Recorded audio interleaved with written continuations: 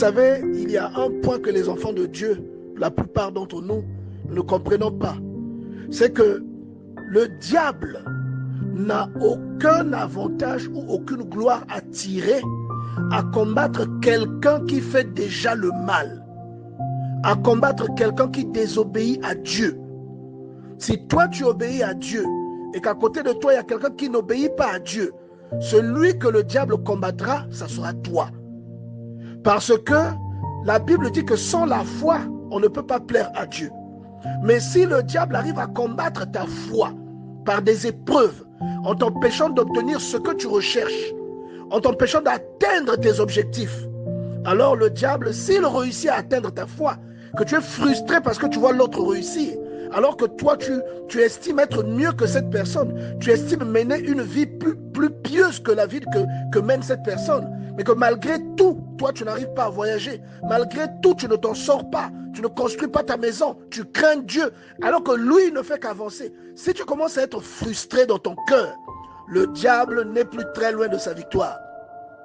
Et c'est normal quelquefois que toi tu n'aies pas ce que la personne qui suit sa propre route, moi je les appelle les hors-la-loi, ce que le hors-la-loi suit, ce que la Bible appelle les moqueurs, ce que les moqueurs suivent, ou ce que les moqueurs obtiennent.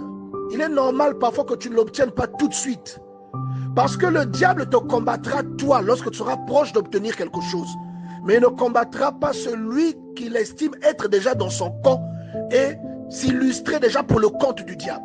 Vous comprenez ce que je veux dire? Une personne qui va coucher avec une autorité et finalement qui obtient une maison, une voiture, un 4x4 dernier cri, le diable ne combattra jamais l'acquisition de ce 4x4. Le diable ne combattra jamais cette personne de l'acquisition de sa maison. Elle va obtenir cette maison parce qu'elle s'est livrée, elle a commis l'impudicité. Parfois, il y a des femmes qui trompent leur mari pour avoir une voiture. Il y a des hommes qui trompent leur femme pour avoir une promotion. Le diable ne va jamais combattre cette promotion. Mais seulement toi, lorsque tu vois les résultats, tu ne vois que les résultats. Comme on nous a dit, la fin justifie les moyens. Et que tu vois la promotion dans la vie de l'autre. Tu ne sais pas comment l'autre a atteint ça. Mais toi, dans ta piété, toi, dans ton discernement, dans ta crainte de Dieu, tu vas marcher et avancer au rythme que Dieu a préparé pour toi. Et ce que Dieu a préparé pour toi, tu l'obtiendras. La Bible dit, j'ai été jeune, j'ai vieilli, je n'ai jamais vu le juste abandonné, ni sa postérité mendiant du pain. Celui qui s'accroche à Dieu, ce que Dieu a placé dans ta vie, finira par venir et se manifester aux yeux de tous. Voyez? Et vous allez remarquer parfois que vous pourrez déposer une demande de visa. Vous allez rater le visa. Et parfois, ça aurait été un sujet de gloire, mais vous allez rater. Pourquoi? Deux fois, c'est le diable qui se dresse et qui combat votre foi en s'illustrant de la sorte. Vous voyez, parce que le diable a aussi un petit pouvoir éphémère que Dieu lui donne. Et le diable peut agir quelquefois. Vous voyez, et vous voyez par exemple que le diable agit dans la vie de Job. Il prend ce que Job possédait. Vous comprenez? Et une personne qui fait déjà le mal, une personne qui fait déjà ce qui n'est pas normal, un pécheur, un criminel, le diable ne le combattra pas parce qu'il joue dans l'équipe du diable. Il porte le maillot du diable avec le dossard du diable. Vous comprenez? Le diable ne te combattra jamais si tu es en train d'avancer dans la mauvaise voie. Parce que c'est la voie qui appartient au diable. C'est sa voie à lui. Je ne sais pas si tu comprends ce que je te dis. C'est sa voie à lui, c'est son schéma à lui, c'est son architecture à lui. Si tu vas là-bas et que tu t'illustres comme ça, si tu triches pour obtenir ce que tu veux, tu tues pour obtenir ce que tu veux, tu trahis, tu couches avec quelqu'un de façon illicite pour obtenir ce que tu veux, le diable ne combattra jamais ta vie. Il ne combattra jamais ce que tu veux obtenir. Mais si tu es prudent, si tu es intègre, il te combattra. Et vous avez vu des gens intègres dans la Bible, des gens qui avaient une intégrité démontrée. Ces gens-là étaient combattus, vous voyez. Et des gens qui avaient une promesse de Dieu dans leur vie, ces gens étaient combattus. Abraham avait une promesse, il était combattu. Il a fait 25 ans pour avoir son enfant. Isaac avait une promesse, il a fait 20 ans pour avoir son enfant. Jacob avait une promesse.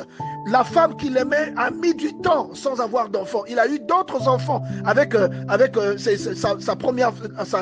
sœur de sa femme et les concubines. Mais la femme qu'il aimait n'a donné des enfants que vers la fin de sa vie. est-ce que vous comprenez bien que quand ces enfants-là grandissaient, Jacob était déjà vieux? Vous voyez? Donc, ce qui vient de la part de Dieu est toujours combattu. Mais ce qui se fait de façon illicite ne peut pas être combattu parce que c'est le père de ce qui est illicite qui octroie ça. Vous voyez? Donc, si vous faites le mal pour arriver à vos fins, le diable ne vous combattra pas parce que vous êtes dans son équipe, vous êtes dans sa team. Vous servez ses intérêts. Il ne peut pas vous résister. Il n'attaquera pas vos enfants. Mais vous avez remarqué que quand vous êtes dans le monde, tout marche. Tout ce que vous essayez de faire marche sans problème. Mais dès que vous commencez à prier, les problèmes commencent. Pourquoi? Justement parce que dès que vous commencez à prier, le diable doit attaquer votre foi. Il doit vous attaquer pour vous décourager. Parce que c'est la foi qui vous lie avec Dieu. Donc il va vous décourager en attaquant ce qui vous appartient, en attaquant vos enfants, en attaquant vos affaires, en attaquant parfois votre travail. Il va le faire pour que vous soyez découragés et que vous repartiez dans son équipe. Comprenez? Pour essayer d'obtenir les choses d'une façon illicite. Bien aimé, que Dieu nous ouvre les yeux, que Dieu nous ouvre la connaissance. Et pourquoi vous remarquez que dans ce psaume, Dieu est en train de vous donner ce conseil. Il dit que ton cœur ne batte pas la chamade parce que l'autre est en train de réussir. Voilà pourquoi l'une des conditions lorsque quelqu'un rencontre Dieu, c'est l'humilité. Tu dois avoir l'humilité et ça va faire naître en toi le désintérêt. Le sens des priorités de quelqu'un qui rencontre Dieu n'est pas le même que celui de quelqu'un qui n'est pas brisé. Celui de quelqu'un qui rencontre Dieu, il est déjà attaché aux choses spirituelles. La parole de Dieu dit, attachez-vous aux choses d'en haut et non à celles qui sont en bas. Donc il est déjà attaché aux choses qui concernent l'esprit, même s'il a des possessions, mais son cœur s'accroche aux choses d'en haut, aux choses célestes. La Bible dit, là où est ton trésor, là sera ton cœur. Mais quelqu'un qui a un esprit de possession, qui court après la possession, c'est une personne qui est dans un piège du diable. Il y a même des enfants de Dieu, des hommes de Dieu qui ont un esprit de possession. Tu vas voir qu'il ne va pas supporter de voir quelqu'un qui a payé une nouvelle voiture. Il ne supportera pas que l'autre soit au-dessus de lui. Et pourtant, il prie. Et vous voyez des gens comme ça qui prient. Vous voyez des frères comme ça. Vous voyez des sœurs comme ça dans l'église. Même des hommes de Dieu qui se font la concurrence entre eux. Ils ont un esprit de possession et ils sont dans ce piège abominable. Et le psaume 37, je pense qu'ils ne le lisent pas correctement. C'est un psaume qui t'exhorte à ne pas... Regardez, même un roi, David, un roi, dans le psaume 141, si ma mémoire est bonne, David explique que il dit à Dieu, je ne m'occupe pas de ce qui n'est pas à moi. C'est-à-dire, ce qui ne me concerne pas, ce qui n'est pas prévu pour moi, je ne m'intéresse pas à ça. Je n'ai pas envie de m'intéresser à ça. Je suis tranquille comme un enfant sevré. Vous voyez, ça c'est un roi. Donc, c'est pour nous inciter à être humbles et à nous contenter de ce que Dieu nous accorde, de ce que nous gagnons à la sueur de notre front, et non de ce que nous gagnons en faisant du mal aux autres, de ce que nous gagnons en nous dépravant, de ce que nous gagnons en tournant le dos au principe de Dieu.